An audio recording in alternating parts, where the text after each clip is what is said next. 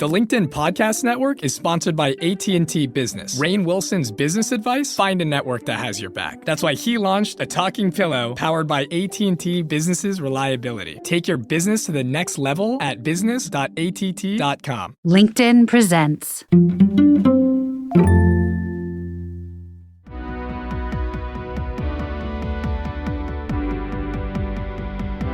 I'm Morra Aarons-Mele, and this is The Anxious Achiever, the show that looks at the intersection of mental health and work, and how we can all do both better.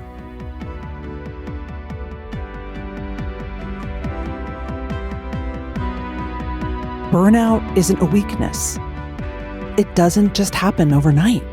Most of us are walking around with some degree of burnout. It's not solved by a nice vacation. It's not your fault. It won't be fixed if you love your job. In fact, loving your job and having a lot of passion for your job might add to your burnout. Anxious feelings like imposter syndrome or feeling like you're not worthy and you have to work harder don't seem to have a correlation with causing burnout. Your identity as what a leader means to you might be driving burnout. If you feel like you've got to respond, right, all day long to people who need you and are pinging you, that's really about your identity as a leader, and that can be contributing. And ultimately, maybe burnout is about workload and systemic change. These are just some of the meaty topics that we tackle today in my LinkedIn Live. I'm joined by Alyson Meister, professor at IMD Business School, Jon Jachimowicz, professor at Harvard Business School, and MIT Sloan's Basima Tewfik. This is the third in my 4-part series, Mind Matters, with Thinkers50 and Silicon Guild. As a long, hard-driving imposter, I especially cherish Dr. Tewfik's advice. And as someone who has worn my passion for my work on my sleeve for decades, I'm going to think twice about how I'm showing up every day with a lot of that passion. It might be exhausting. I know it's exhausting for other people. Anyway, enjoy. I'd love to hear your thoughts. Next week, I'll be joined by Amy Edmondson, Megan Reitz, and Peter Sims as we talk about the leader's role in addressing mental health and telling our own stories.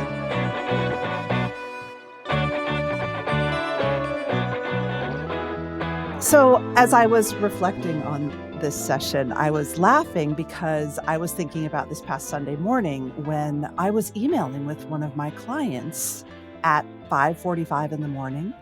And it was actually a very happy email session. It was a mutually consensual email session. She was prepping for a big media event that we were working on. I was very jet lagged and full of energy, had been up since 4. It worked for us and it was kind of fun. And I love to work early on the weekends. Alyson, you and I were talking about that. We feel guilty, but we love that early weekend work. One of the things that I stress all the time is that we're all different and we all like to work differently. We all have our own work-life fit, as Callie Yost calls it. And I work with a lot of anxious achievers and really intense, successful, hard-driving people who are extremely online and actually feel their best at work and want more of it, right? And so I try not to judge, right? The question that I ask them is this working for you? Is this serving you? And if you're a leader, is this working for your team and the people around you? And if you're a parent, or if there's people in your life who you love, is it working for them? And that's really the question, right? Is this serving me? Is it working for me? Is there a better way? I think everyone I talk to right now feels like there's got to be a better way to manage technology and all the incoming from work, right? There has to be a better way, but we feel stumped, trapped, puzzled by the cycle of responsiveness and overwork that this extremely digital age has wrought. But we have more agency than we think. We do, especially those of us with power and influence. But like any behavior that we want to change, any addiction, right, Allie? The first step is acknowledgement. and a willingness to change. So with that, I'm going to hand it over to Dr. Alyson Meister. All right. Hi, everyone. So happy to be here and talk about this topic that's really dear to my heart and one that I think we all identify with.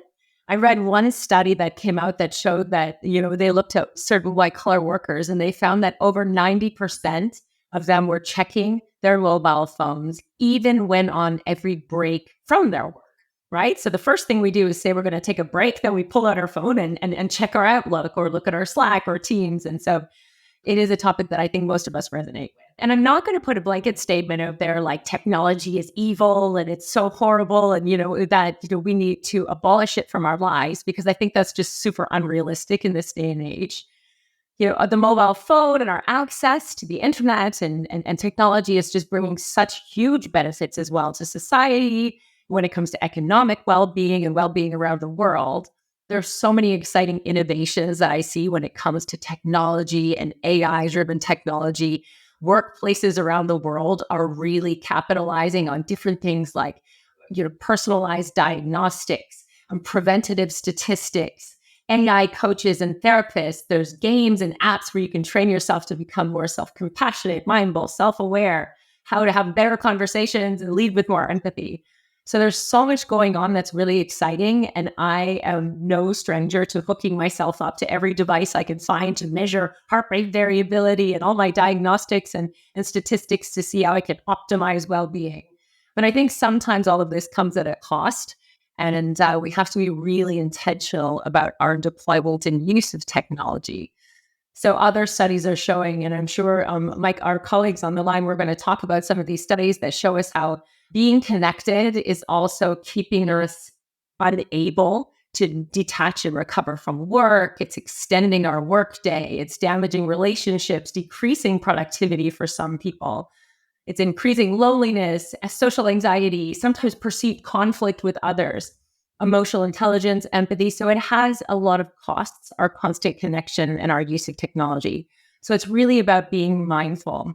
I want to tell you about a recent study that we're doing when I'm working on at IMD near the Dow, a research fellow at IMD, when we're looking at the intersection of technology and well-being.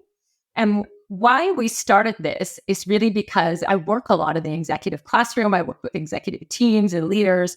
And over again, this love-hate relationship with technology is coming up. So I conducted this micro experiment in class. So just picture that, the professor coming in and saying, who wants to engage in this micro experiment where I'm going to take your phones for the night, yay. And it wasn't forced at all. It was optional.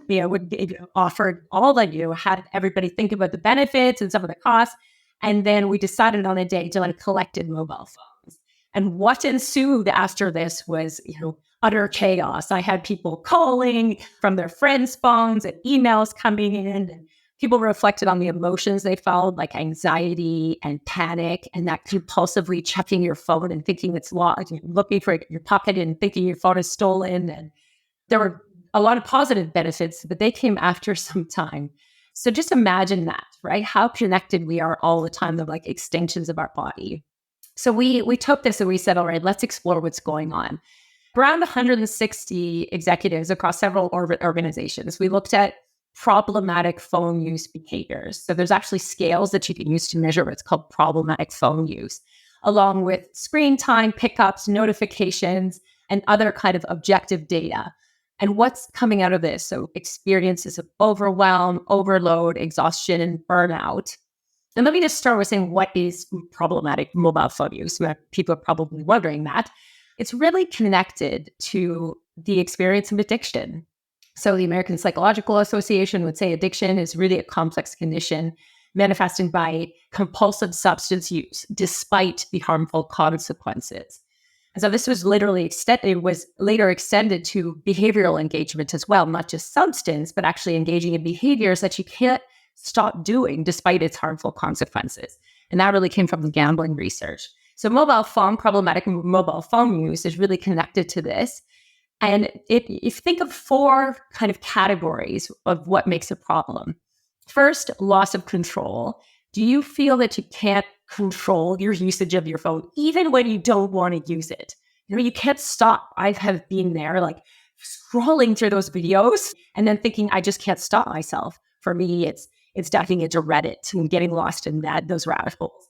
2, there's dependence and withdrawal. So when you're kind of mentally occupied with this, you feel anxious or stressful. If your phone is out of range, if you're feeling nervous that you might not have it with you, and if it is out of your sight, being preoccupied by where it is. Emotional coping. So this one is if you're using your mobile phone to really numb yourself, right? So you feel stress or even boredom. And so you pick it up kind of compulsively to cope with negative emotions you feel. Okay, so that actually is limiting your use of not only your emotional intelligence, but your emotional regulation skills, developing other emotional regulation skills. And then 4th, kind of those negative life consequences that any kind of addiction can have. So does it make you feel bad? Are you feeling imposter syndrome every time you open it, or fear of missing out, depression or shame, right? Loss of performance at work, on motivation, or harm social relationships. So when your kids are asking you, mommy, pay attention to me, or you're asking someone else, hey, can I get your attention for 2 minutes? That can damage relationships. So we look at those kind of 4 things and see how that relates to stress and overwhelm and burnout at work. And just quickly, I'll give you my outcomes, then we can go into it after we hear from everyone. But a few things we found that is 1, on average, we're interrupted, these 160 were interrupted by their phones every 13 minutes, with pickups on average around 72 to 75 times per working day. And younger individuals, so younger working individuals, interrupted every 9.5 minutes on average. Over 50% of the people in that study would be classified as at risk of problematic tendencies, according to the cyber addiction standards used for the scale. So it's really not uncommon. It's kind of pervasive around most working individuals. We found that it was really related to feeling. So problematic phone use was really connected to indicators of cognitive and sensory overload. So that overwhelm that you feel. Imagine you're doing all these things and you're trying to check your phone. Now, of course, this is not causal. This is connected. So, there's more work to be done, but it's showing interesting kind of directions. And we also found that, importantly, I do want to highlight what was the most interesting, I think, is that problematic phone use, what is related to the negative outcomes like stress and feelings of overwhelm, isn't time spent on the phone. It's not how much you use your phone. It's actually how you use your phone. It's that feeling of compulsion and dependency on your phone that actually is much more related than the time use. So I think that's interesting because me, who spends a lot of time on my phone, I can somehow maybe tell myself that it's not compulsive. It's for, and like you say, Morra, it's for good work. And so we shouldn't be looking at indicators just as time spent, but more about the feeling that it brings up. So yeah, I'll leave it there with one study that we're working on because I think it's just such an interesting topic and I'm excited to hear from everyone else about it too. I have to ask you a question though, to the point of feeling, I think we can all relate, so anxious without our phone. Like what if someone needs me and I'm not reachable? I know you study leader identity. Do you have any thoughts about how our identity as leaders has become wrapped up in our responsiveness, in our ability with one Slack to come in and solve a problem quickly? Does that reinforce any identities that we have? Oh my gosh, absolutely. I think when it comes to change, and many leaders that I work with say they want to change things like be more connected to their families or to really listen more or, delegate more. That kind of responsiveness, that need to be always available, always on, has really stemmed from this, I think, first of all, things like it gives us kind of a boost to our self-esteem and dopamine when we can solve problems for people. We can be there. We feel useful. Humans like to feel useful and feel like we have a purpose. So solving problems and being available is kind of giving us some of that sense. And I think also this comes down to people's fundamental definition of what leadership is and what a leader does. What is your assumption about, how responsive a leader has to be? And I think when you start pushing people and getting really to the bottom of this, it's, well, I feel like I always have to be there. I don't want to let people down. And a leader cannot let people down. A leader has to be available, those what ifs. And if you kind of start doing some real deep level work on, well, maybe it is okay if I put my out of office on, or if I shut down and I don't respond, and then really start practicing some different behaviors around that. It's not easy at first when your identity, your sense of self, your sense of reward is linked to being responsive, but it is possible to change. And I think it's really important. Jan, I'm going to hand it over to you. Well, thank you so much for having me. I'm really grateful to have this forum and this opportunity to talk to all of you. And when I think about burnout, I think about two trends that on its face don't necessarily look like they're super connected, but I actually think are super closely connected. I think on the one hand, we have this trend that work over the last 10 or 20 years, there's like this expectation that it should be something that we're passionate about, something that we love doing. And then on the other hand, we have this like growing understanding that people in knowledge work longer hours now than they did in the 1980s. And I actually think that these two things are very closely connected. I think that people are working longer hours because they're passionate. And look, like that's not necessarily a bad thing, right? Like we all love being fired up at work and loving what we do. And we love the fact that, it drives us to new heights and perform better. But I also think that there's an important challenge that we're missing. And we miss it, I think, in part because when we think about passion, we think about it like as an attribute of a person, like something that a person either has or doesn't have. Like I'm passionate about X or I'm passionate about Y. But in addition to that, like more stable component, like this is what I'm passionate about, there's also the day-to-day experience. Like how fired up do I feel right now? And contrary to the myth that like passion protects against burnout, that like if you're super passionate, you will never burn out. What we find actually in our research is that higher levels of passion can actually make you more prone to burn out. The flame of passion can actually burn you out. And here's the underlying logic of what we find in our research. Like imagine a day when you are really fired up, you're really passionate. It makes sense that you're going to invest more of yourself into your work, right? Like you're going to work longer hours. Your boss asks you to take on a task or two. You take on 5. You do whatever you can in order to make a difference because those are the expectations that you have that day. And so you work longer hours. You come home. You have a harder time letting go of what happened at work because you're so connected to it. That also means you have less time to psychologically detach from work. You have less time to engage in potential recovery activities. And so you show up the next morning at work and you're more emotionally exhausted. You're more burned out. And it's harder for you to then have the emotional resources necessary to actually then feel that passion again. So there's something about passion that burns people out. And I think part of that is that like we have a really hard time, I think, particularly in our most passionate moments to be self-aware, to know what it is that we need. So I'll give you an example. I ran this experiment with a tech company based in Europe. And I told half of all people, I said, look, tomorrow, please set a break. You can put it into your calendar, put it into your schedule, and just tell me when you're going to take a break and what you're going to do in that break. And I'll follow up with you tomorrow to see what happens. And so I followed up with people the next end of the workday. And I asked, how was your break? What did you do? And how do you feel? And here's what was surprising. Perhaps not surprisingly, half of all people who said that they would take a break didn't end up taking a break. And they gave me a variety of reasons why it was impossible. But people who were more passionate on that day were even less likely to take a break. And they told me, I don't have to take a break. I feel so much energy right now, right? So like you focus on what you have right now rather than on what you might need in the future. So I think there's part of this component that is internal. But I think there's also an interpersonal external component. And that's how our coworkers and how our managers see us. Like, imagine you're a manager and you look at your subordinate and they look super passionate that day. They talk animatedly, like their eyes light up, like kind of how I'm talking right now. If my supervisor were seeing me right now, they would say, amazing, I'm going to give this person more work. Right. I mean, he's the guy that I want on my team. He's into it. He's committed. Yes, totally.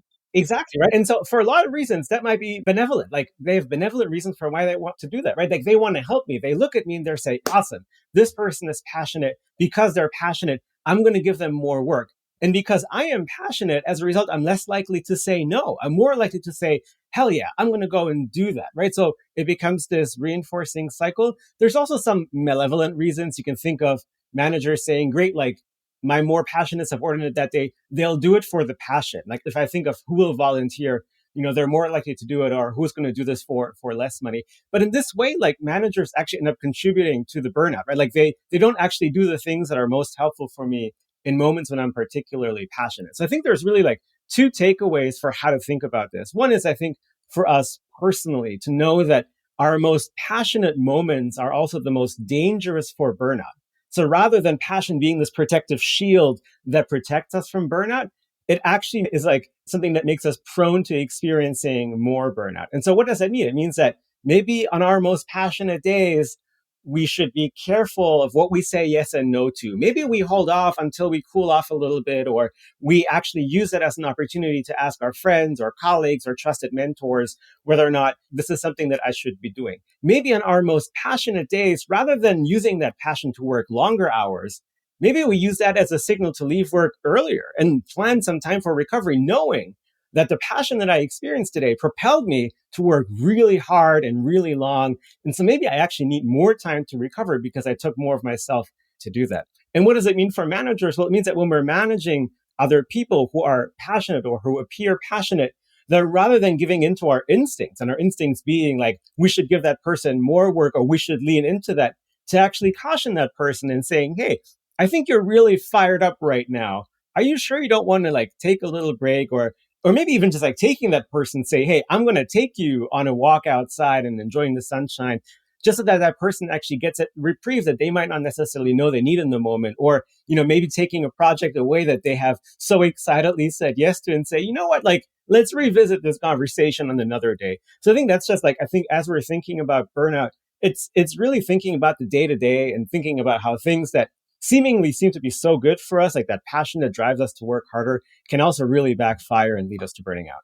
Wow, Jan. First of all, I'm chuckling because as someone who has bipolar disorder myself and who works with a lot of leaders who manage bipolar disorder, when you are, and I'm talking more about bipolar 2, right? Not extremes with bipolar 1, but when you are feeling hypomanic, you are everything you're talking about. And I know that's when you tend to take everything on. And then you might wake up 3 days later and think, oh shit, like, what have I gotten myself into? And you have to have people around you who can rein you in. You have to, because you're not reliable. And it's coming from the best place of like, yes, I love this. I'm so happy. I want to do this. Yeah, let's go. But you have to have I call them guardrails, right? Do you teach people guardrails? I try my best. It's hard because even if you tell someone, in your most passionate moment, you need a guardrail. In the moment, people will say, well, I know I've No, built a I guardrail, but don't. Yeah. I don't need it. Prospectively people know, but in the moment, it's really difficult, right? It's kind of like the old issue of, if you ask people ahead of time what they want to eat and you have them order food, ahead of time, people are more likely to order healthier food because they know, like, this is what I should be doing. But if you then ask people in the moment, like, I know you ordered the healthy meal, but I have this like amazing meal, maybe not so healthy, but it's going to taste better. In the moment, people are going to be more likely to choose and just give in to their temptation. So it's really challenging and I think difficult to do that. The best way, I think, is to try to make it a habit and try to make it something that you like literally cannot say no to. So if you schedule something in your calendar, say like at 5:00 today, you're going to go play pickleball.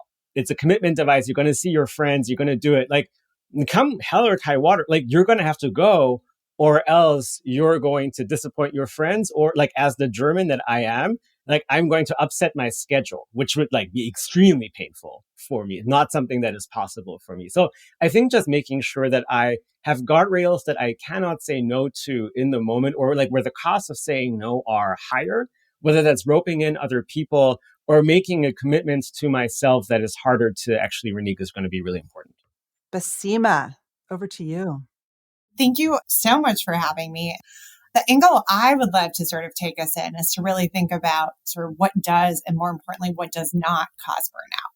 So having too much to do, role overload, is definitely a factor that is associated with burnout. And so it makes a lot of sense to think about a 24/7 work culture. But often when we talk about burnout, there's also a number of other additional factors that get roped in there. And these factors tend to be sort of more intrapsychic or things that are in the minds. And so one that is really relevant to me and my research is thinking about what I call imposter thoughts, or what is popularly known as imposter syndrome. I know we've all heard about this phenomenon, but sort of I define it as the idea that other people think you're smarter than you think you are. So think about the classic thoughts of, oh, I think other people overestimate my capabilities, or I think other people see me and my abilities as better than I think they are. And conventional wisdom would sort of suggest that when you experience these intrapsychic factors like imposter thoughts, it's going to cause burnout. And the logic behind this would be something around the notion of, hey, if I have imposter thoughts, I think other people think I'm smarter than I think I am. I'm going to do maybe one of two things. So either I'm going to ruminate a lot and think about, oh my gosh, I'm not as good as other people think I am. What am I doing? Am I supposed to be here? Or I might do kind of an opposite tactic of, okay, I better invest my whole self into this. I better muster all my might and effort to try and sort of achieve the task that is in front of me, so people don't discover that maybe I'm not as smart as I think I am. But either way, you're kind of ending up feeling as if you're at the end of your rope. You're burned out cognitively, emotionally, and physically. And so, yeah, it makes a lot of sense that, hey, plausibly imposter thoughts is going to cause something like burnout or strain. But what my research is really about is kind of actually revisiting some of these assumptions that we have around phenomenon like this. And one that I've been particularly interested in is this relationship between imposter thoughts and burnout and strain. And what's really interesting, at least to me, and hopefully interesting to others, is this notion that I actually don't seem to find a consistent causal effect between having imposter thoughts and burnout. So what I mean by that is it doesn't seem to be the case necessarily that when you have imposter thoughts, that you're necessarily going to also experience this burnout and strain, contrary to what we seem to think is the prevailing wisdom. And so really like back this up or actually garner support of this, I want to talk about one experiment that I recently ran. So it was a experiment in which sort of participants were sorted into one of four conditions, essentially. They were either presented with higher role overload and high or low imposter thoughts. Could you define role overload for the audience? So when I say role overload, that's a great question. I want you guys to be thinking about too much to do in too little time. So really thinking about, okay, you have an hour and how many tasks do you need to get done in that hour? And you're sort of thinking like, there is no way in hell I'm going to get through everything that is on my plate in this sort of period of time. And so that's exactly what I had half the participants experience. They kind of were doing this task and they had this Post-it note, and there were additional tasks that kept getting added to their Post-it note as they were working through. And they were just like, the time is not expanding, but suddenly my workload is. And then they were also, some of them were induced to have imposter thoughts. So this idea that other people overestimated their capabilities, while others were not induced to have these thoughts. And what's interesting is exactly sort of what I said to you guys at the beginning. You know, when you experience more role overload, you certainly experience more burnout. So there was that causal relationship.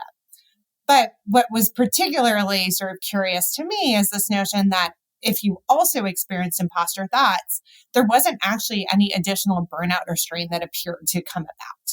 And so it kind of, and really to unpack this even further, what I actually found is that imposter thoughts actually almost helped you rise to the challenge when you had more on your plates. I'm still unpacking sort of the logic of why that might be. I think it sort of changes how you view role overload, but essentially it kind of brought me back to this original point, which is that, hey, we might not have a really full understanding of imposter thoughts, and maybe this relationship with burnout isn't exactly what we expect. There's probably this lingering question that you're all having here, but like, why do we still have this persistent wisdom that when you experience imposter thoughts, you're also going to report being burned out? And I think it might actually have to do with some sort of what I call mechanistic reasons, or sort of the way that we've been studying this phenomenon. So a lot of the times we've been studying it correlationally. And so basically what that means is I'm filling out a survey about my imposter thoughts. And then I'm also at the same time, or maybe a little bit later, filling out how burned out I feel, or how anxious or how strained I feel. And when you're doing that, there's something that's really possible, which is you might experience sort of a halo effect of sorts, which is that if I'm reporting imposter thoughts, we know it doesn't feel great. So whenever I see other things that are also going to tap into this idea of it doesn't feel great, I'm also going to rate those highly. And so what does this actually sort of mean for us? And so what is the recommendation here? What I'd like to encourage us to think about is that when it comes to burnout, that we don't necessarily sort of fall back on these intrapsychic factors, this idea of imposter thoughts, or there's something wrong with me and that I need to necessarily manage it. It might actually have to do with sort of what is on your plate, how connected you are to technology, what that might be. And so the next time you're sort of getting a task from your manager or a peer, it's sort of worth that conversation of saying, okay, I already have tasks X, Y, and Z on my plate. Task A that you've just added seems really, really important. How do you want me to prioritize that? How can we shift something that's already on my plate maybe to someone else? Or maybe do we push that to the back burner? Is it no longer something important that we need to think about? Essentially sort of zooming out, what I really want when it comes to sort of imposter thoughts and burnout is for people to sort of stop being so hard on themselves when they're having these imposter thoughts, thinking that, I'm the one who's deficient in some way, that, I really need to sort of work on this. So I'm not always thinking that other people overestimate me, which doesn't always necessarily make me feel great. And rather think about sort of what's going on in the workplace, what's going on in the relationship with your manager or your peers that you can actually have a direct conversation about, which actually might be the thing that causally is trying to or causing you to report that you're experiencing burnout, as opposed to something like imposter thoughts, which actually might not have a causal relationship. I love this so much. I love your research. I cited it in my book also because it really reframes, things that we've been told are bad for us. And I love that. It sounds like the intentionality behind addressing these larger systemic issues is actually good for other people, right? You're saying, hey, boss, maybe we don't need to prioritize this. I mean, I'm just curious what you find in your research about how people can actually take these thoughts that they're having and turn them into positive outcomes for the team. So one of my papers is really looking at sort of the interpersonal effects, which is sort of what is the effect of having imposter thoughts on other people. And what I find across two field studies. So one was a study in a finance firm, one was a doctor-patient interactions, as well as two experiments to again get at this causality question, is that when you have imposter thoughts, you essentially seem to be doing this unconscious overcompensation effect where you're like, I think other people think I'm smarter. So let me actually try and distract them and dazzle them with my charm.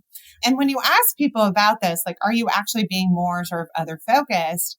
You don't find that to be the case. So people don't actually realize that they're doing this. But what it's kind of showing is that sometimes imposter thoughts in some ways can have this really nice silver lining when it comes to interacting with others.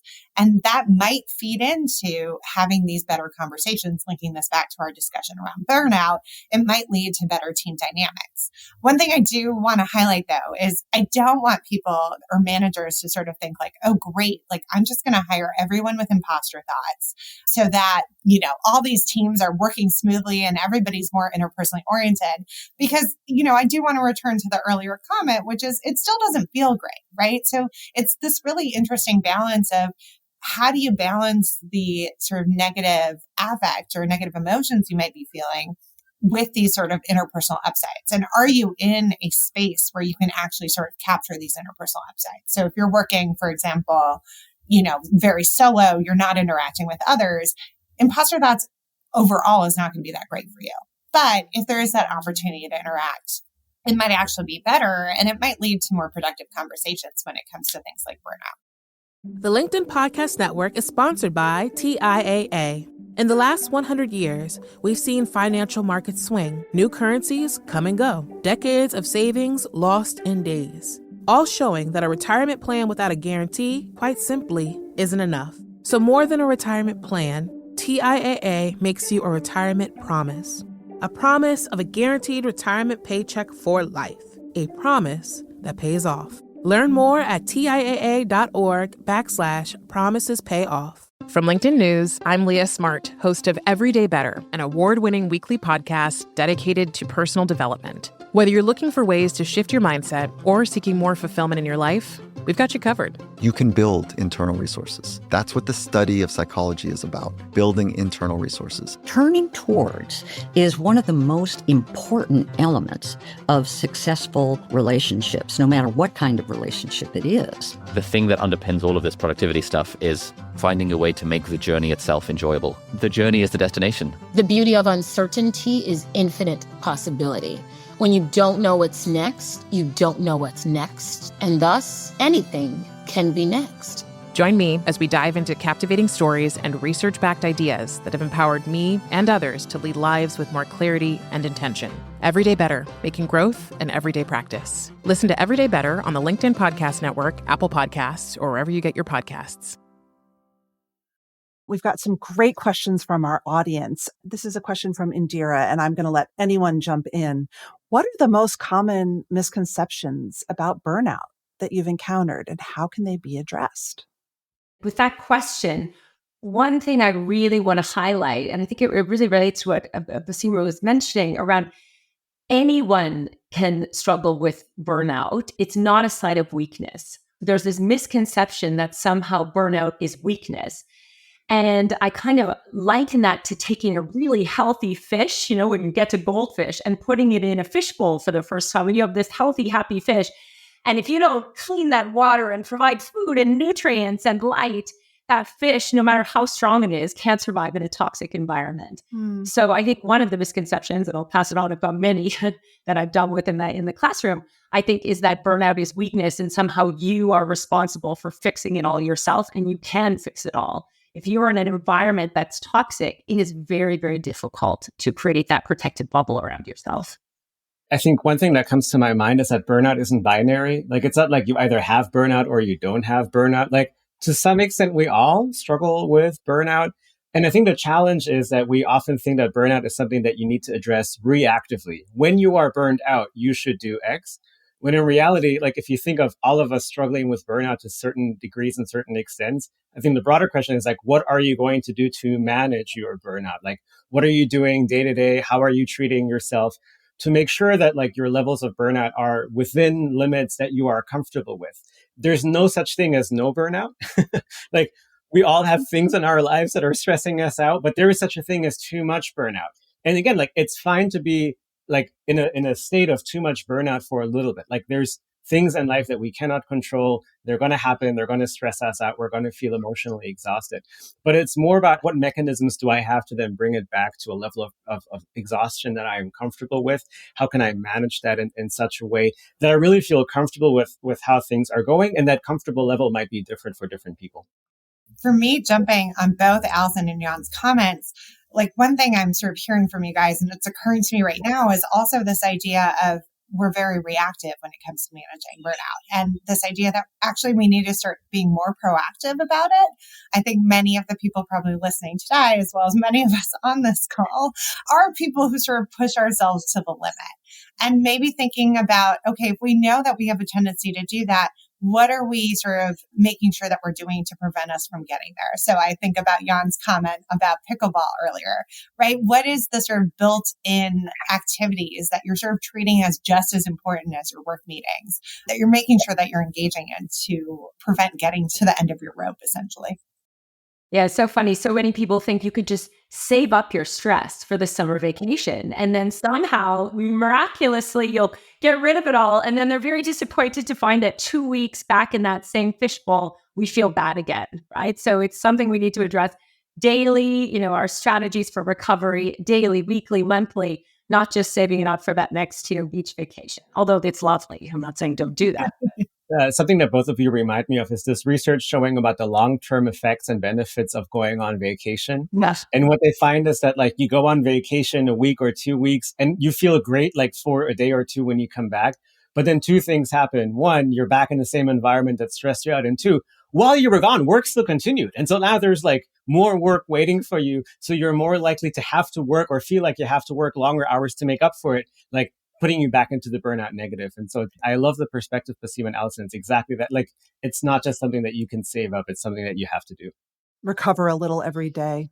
The other thing that I'm also hearing from all three of you in very different ways is really taking a minute. I'm going to shift to systemic stuff in a minute. We have a good question on that, but just sticking with what I can do personally is really understanding your motivations for the behavior that might be promoting your burnout, right? Alyson, like, why do I need to pick up my phone and respond right away? Jan, like, is my passion really serving me in this moment? And Basima, like, these very sort of anxious thoughts that I'm having about my self-worth in the office, how is that affecting my role and what I'm taking on? And so just curious, even personal reflections about looking at your own motivations for taking on behaviors that, again, like ordering that meal, are going to make you feel bad. Ordering that meal. I think in fact, one study we have under review that we presented at Academy last year is on performance-based identities, which is with Ben Walker and Dan Caprar. And we looked at your professional rugby players and in particular, how their professional identities become so tied to performance or what perceived performance. And that, I think that's really something I've had to take note of in the business world. I started in strategy consulting and I worked in that before coming into academia. And I think in academia itself promotes this kind of, you're only as good as your last paper or your last publication. And I think when we get so tied, our identities become so tied to our work performance, I think that can be really, really dangerous. And I think that ties into a lot of what Jan was saying around passion. So passion and performance, if that becomes who you are instead of what you do, for me, that has been a very important revelation with the executives I work with. Kind of create some distance and create room for failure and for just taking a break. Mm-hmm. I couldn't agree more with you, Alyson, not because you said my favorite word, passion, obviously, but I think the broader challenge is that, like, this is not just something that people deal with themselves, but like we're also in context where we're surrounded by other people. Emma Frank and Kai Crowder and I, we did this study where we looked in like what it's like being on a team surrounded by other people who are really passionate. And on the one end, you're like, great, I'm going to go and be surrounded by other people who are really passionate. That is the team where I'm going to feel the most energy and maybe the least burnout. And that's partially true. But what we also find is that we feel a sort of social pressure to then also be just as passionate as everybody else. And that can also then be really exhausting. Like the practices that other people adopt may work for them, but they might not work for us. And we might not necessarily be privy to all the things that other people do outside of the work context that I can observe or what they might be feeling on the inside. But I take my cues from how I look at them and what I interpret from them. So there's this like, I know very offset saying, like, don't compare your insides to other people's outsides. I think it takes on particular importance in the workplace because not only do we see only what's happening in the workplace, we also don't see what's happening outside of the workplace, like what people are doing to then show up at work and be their best selves. And I think to add to what Alyson and Jan are saying, I think some other motives might also be around sort of what you think good enough is. When it comes to imposter thoughts, some people ask me, like, who's right? Like, is it I'm right about my own abilities, or is what I think other people think of my abilities potentially more right? And I tend to argue that actually we might be the wrong ones. So if we're having imposter thoughts, we might be underselling our own abilities. We might be thinking about all the things that we don't know how to do because of information asymmetry or whatever it might be. And so because of that, we have this standard of what we think we need to reach in order to excel at work and at our tasks. And so we're pushing ourselves to a standard that maybe other people actually are like, you don't need to go to that standard. And, it's great that you do, and it really benefits the workplace, but that's just not where you need to go. So I do think sometimes we might be sort of self-deceiving in a way that is really counterproductive. Oh my gosh. I tell my anxious achievers to keep a brag book. That's also evidence, right? So if you're struggling and you're going into the sales meeting and you think you're a total failure and you're going to get fired because you haven't made your numbers, have your numbers from the last 3 quarters in front of you. And I bet you they're good. So that when you start feeling like I stink, I'm a failure, I don't even belong here, there's literal evidence, right? I have a clips file of people saying nice things about my work that I literally have to consult a lot of days because, I love that. I was like, we should all do that. Everyone needs a brag book, 100%. And a friend who will also tell you how great you are. I'm going to shift outwards a little bit. We have a question from Jesper. What are your thoughts on implementing organization-wide interventions and policies based on your findings? First of all, I guess it depends on what the finding is. Is it around exhaustion or overload or too much work or toxic cultures? Pick your But favorite. if we say, Jesper, it's so important to start at the level of organizational culture. One of the things organizations shouldn't do is say, oh, people are tired and people are exhausted and burning out. Let's give them more yoga classes and more mindfulness classes. Go ahead, fix yourselves. And then kind of lament when it's not working. And I think it's great that they're doing something, yes, but that's not going to fix the problem of people being tired and exhausted. We really have to take a systemic approach and look at factors, like meaningful work, like I'm sure Jon will talk about inclusion and inclusive climates and belonging and psychological safety. Things like sustainable practices. How are people learning to work? Do they have some balance in their life? And then at the very basic level, what kind of systems and supports do you have for people? If you're in an organization that does not offer any provision for mental health, then no matter how great the work is, people can struggle. And so I think it's a complex question. And I think it's just really important to start at that systemic level rather than start kind of solving the symptoms. You have to really get to the root cause of what's happening. I am going to talk about my favorite word again. Sorry. No, but I think there's three things that are challenging. And I think that we need to think differently about when we're thinking about this at the organizational level. I think one, right now, when we're thinking about how to manage people who are self-driven and passionate, we kind of stop at the hiring phase. We say, all you got to do is you got to find these passionate people and they will manage themselves. They will take on things. They'll do things. They're super proactive and we love them.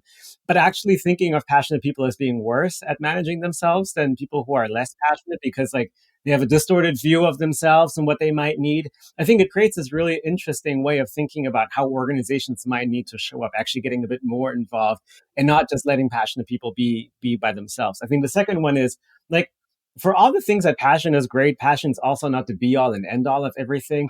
People should have the ability to be motivated to work for a variety of reasons. And that might actually be really helpful, right? Like to have people that have a variety of different motivations, meaning they have a variety of different approaches for how they work and what they do outside of work.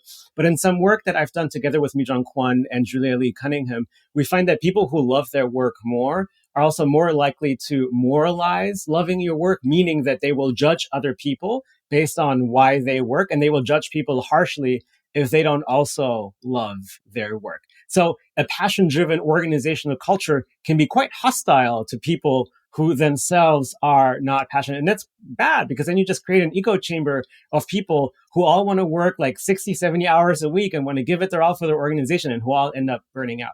And the third thing is to think about where the organization draws its sources from. Like if you're a senior leader in an organization and you say, ooh, I see a lot of burnout around me, do you see what's happening at the front line or at the lowest level of the organization? Because that is where the organization's norms are going to be most visible. Jen Daniels has done wonderful work showing that if you want to understand what your organizational culture is like, don't look at the people at the top of the organization. They might be the ones that set the culture, but they're also the ones that are least bound to it, right? They have the greatest leeway not to comply with the norms. You got to look at the bottom of the organizational hierarchy. Those are the people who are most punished for violating some sort of organizational norms. And so if you're more likely to see burnout at the bottom than at the top of the organization, maybe think of all the ways in which people at the top of the organization are deviating from organizational norms and figuring out what is happening here in this organizational cultural context that might actually create issues. So if your senior team isn't burned out, but you're hearing a lot of burnout towards the bottom of the organization, it's still your responsibility.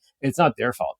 That's great. The only thing I would add is, organization-wide policies or interventions when it comes to burnout, they're incredibly, incredibly difficult to do due to the nuances of given individuals. We're all different. So, what Alyson was talking about with yoga classes, that's not going to work for everyone. Maybe it'll work for one person, but it's not going to work. We also hear about have no meeting Wednesdays or whatever that might be. But really what ends up happening is that a bunch of tasks get moved to another day. So you're just sort of pushing off and creating sort of backlogs. What I would argue is sort of going back to a comment I made earlier, which is just actually encouraging a culture where people are talking about what is on their plate.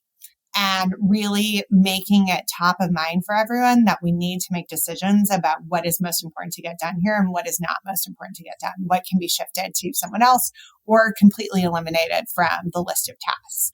And I think really that proactive mindset, that being very clear about the workload that everybody has is sort of the only way that we can start to really address burnout in a way that actually has sort of observable consequences or observable benefits.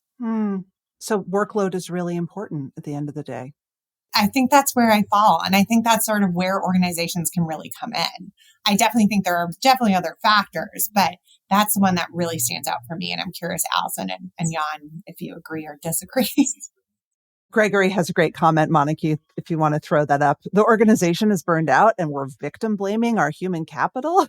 It shouldn't devolve to wellness programs. Yeah, I think that's really true. Exactly. And I think there's really one thing that's really important to me. You've talked about this on some of the other podcasts that you've had this month is the role of leaders.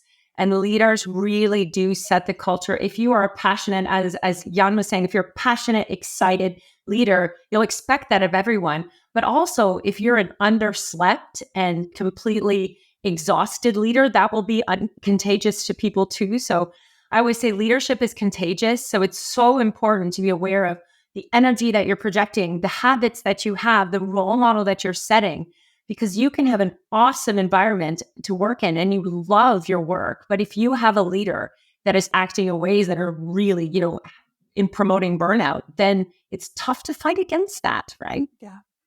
Oh, wow. My brain is just humming with so much great new information, but it's time to wrap. I want to assign each of you speed round to clear us out here. I want to come back to tech.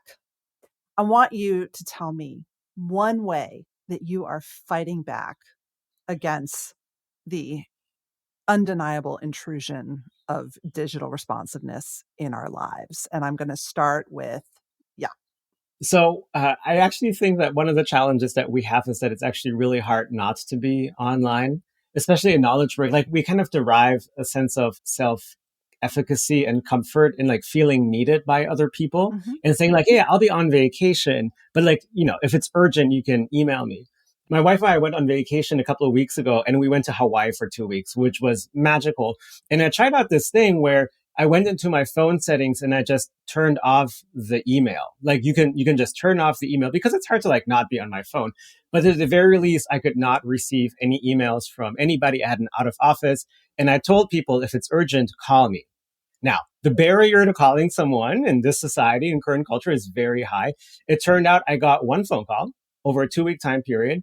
And about after 4 to 5 days, I stopped worrying about what emails I'm missing. But it took about 4 to 5 days. So like figuring out like when you are switching off to actually use that switching off time and thinking about the ways in which technology has seeped into our lives in ways that actually makes fully switching off and detaching harder. There are great phone settings. You can turn it off and then it's going to take a couple of days. And I promise you it'll be okay. If there's an emergency, people can call you, but people are not going to call you for small things anymore. So like Alyson, I was a strategy consultant before I went into academia. So this is actually one that I've been doing since I've been 22. And it's related to Jan's comment. I actually do not have a push on my mail on my phone. So I realized when I was in consulting that I would get pings constantly. And it didn't matter what time of the day it was. It didn't matter if it was a weekend. And I realized I was actually coming away with a lot of anxiety or just operating at a high level of anxiety of like, who's going to contact me next? I need to respond right away? And it took a while to actually sort of get over this. I don't need to check my email all the time, but it's something that I do really deliberately. The second thing that I do in my calendar is I have no tech periods that are purposely scheduled. So I typically sort of bind this with a social type of activity or something that's related to exercise, but just making sure that I'm not going to be using my phone or not even going to have my phone in my vicinity and someone else is around me that can actually hold me accountable and make sure that that's not happening. Love that. Well, for me, I think, as we know, tech is activating, right? The second we look at our phone, it's activating our systems. There's, awesome studies by Jeanette, I don't know how to pronounce it last name, Skowronek, but on Nature, in Nature Human Behavior around even the presence of our smartphone, right, is reducing our attentional performance. So our tech is activating us. And I think in an era where, tech is pervasive, I've been really focusing on what it means to be human and really trying to constantly connect to my body, to my emotions, to my breathing. And so one skill I've had to actively learn and actively practice is just the skill of breath. I find myself when I'm getting overwhelmed and I'm checking email and I'm on my phone and I'm getting called and you're getting texts, to just stop and breathe and look at nature and say, this is really, really overwhelming at the moment. And just regulating, regulating my physiology. For me, that's been a strategy that I've been employing personally that I found has made a huge difference throughout the workday. And so I really recommend the power of breath.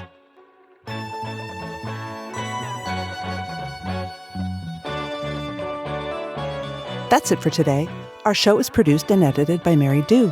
Our assistant producer and sound engineer is Nick Krinko. Many thanks to the LinkedIn Presents family and to all our guests for sharing their stories. If you love the show, tell your friends. I would love you to leave a review because they really matter in helping the show get found. You could also follow us or subscribe. If you have a question for me or you want to submit an idea for the show, find me on LinkedIn, where you can follow me, message me, I promise I'll write back, or subscribe to my newsletter for more from the Anxious Achiever world. Thanks for listening.